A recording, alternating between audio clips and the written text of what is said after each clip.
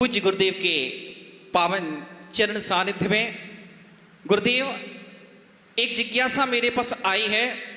श्रावक अपना नाम नहीं बताता, बोल रहा है, हे गुरुदेव नमोस्तु नमोस्तु नमोस्तु।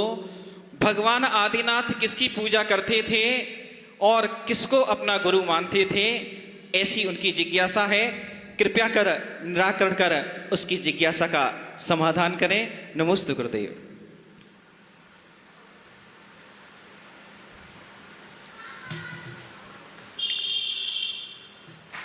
बोलिए अनंतानंत सिद्ध परमेष्टि भगवान की, बोलिए पंच परमेष्टि भगवान की। परम पूज्य आचार्य भगवान अध्यात्म योगी चर्या श्रमणी आचार्य प्रवर श्री 108 विशुद्ध सागर जी महामुनिराज की द्वादशांग जिनवाणी माता की जेवली विशुद्ध कुल गौरव परम पूज्य श्रमणी समस्त सागर जी महाराज की।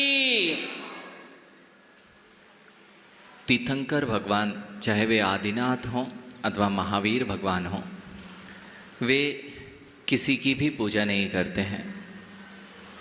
उनका कोई गुरु नहीं होता है। वे स्वयंभू कहलाते हैं। स्वयं के ही गुरु स्वयं होते हैं और वे किसी की पूजा नहीं करते।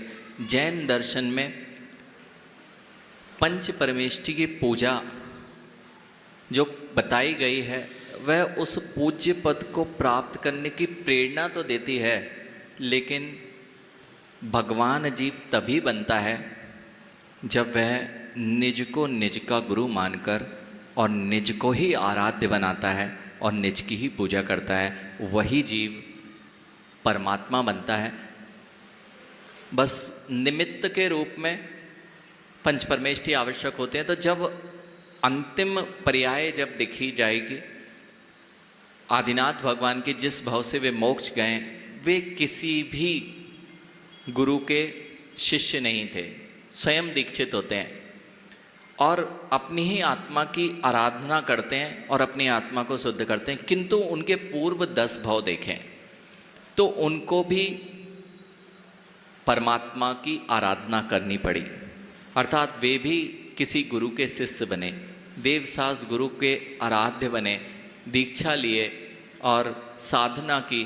किंतु जब उनको तीर्थंकर प्रकृति का बंध हो जाता है और उस तीर्थंकर प्रकृति के बंधक जीव को किसी गुरु की आवश्यकता नहीं हुई है, उसका ज्ञान जो पूर्व से चला आ रहा था वही उसके परमात्म पद को साधने में साधन बन जाता है।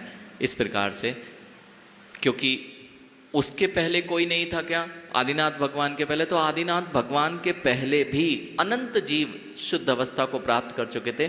तो अगर किसी को नमस्कार करते भी हैं तीर्थंकर परमात्मा, तो मात्र और मात्र सिद्ध परमात्मा को, जो सोल की आत्मा की सबसे परम उत्कृष्ट अवस्था है, उसको मात्र नमस्कार करते हैं। बाकी किसी उनके सामने कोई निर्ग्रंथ मुनि भी नहीं होते हैं, उनके सामने कोई तीर्थंकर भी नहीं होते हैं, और ना वे कभी ऐसा नियोग मिलता है कि वे तीर्थंकर को नमस्कार करें। पंच कोई निर्ग्रंथ मुनि भी नहीं होते हैं, उनके सामने कोई तीर्थंकर भी नहीं होते हैं, और ना वे कभी ऐसा नियोग मिलता है कि वे तीर्थंकर को नमस्कार करें, पंच परमेष्टि को नमस्कार करें। नमोकार मंत्र को भी वे पूर्ण नहीं पढ़ते हैं।